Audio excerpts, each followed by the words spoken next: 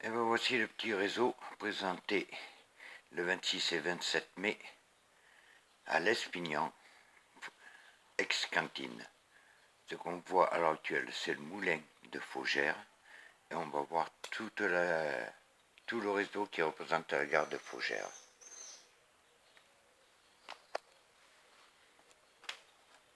Avec l'entrée du tunnel direction Bédarieux.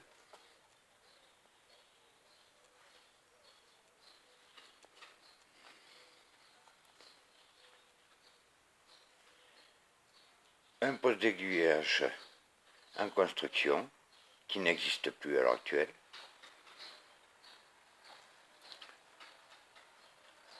La sous-station électrique 15 000 volts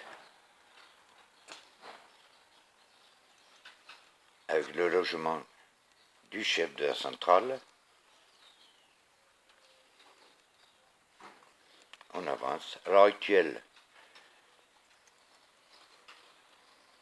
il y a des bâtiments qui ont disparu, comme la remise des locomotives et de nombreuses voies.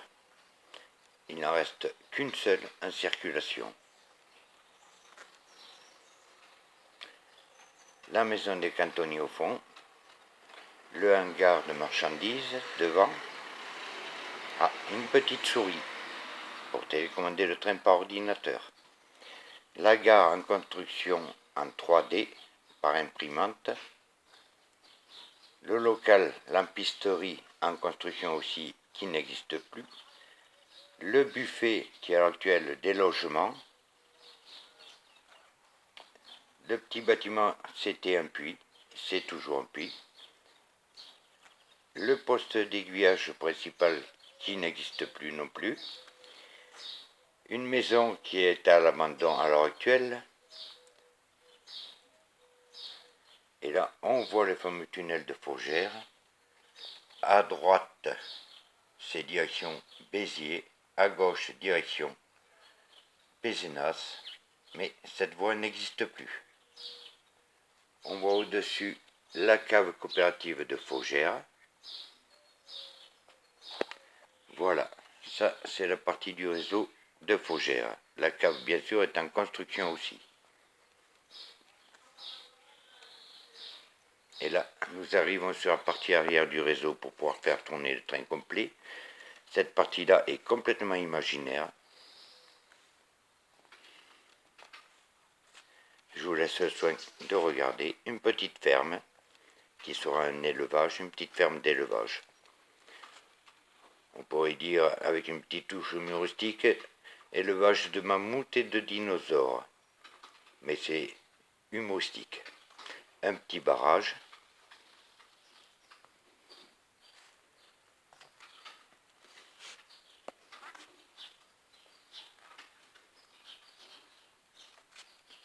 Un petit pont et un viaduc. Pareil, les décors ne sont toujours pas finis.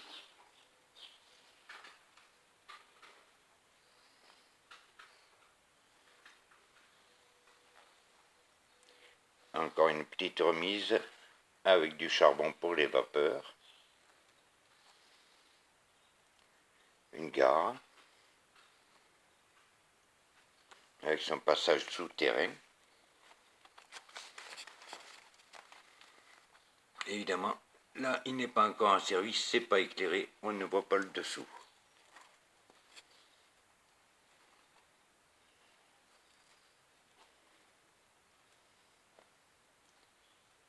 Un petit hall de marchandises aussi.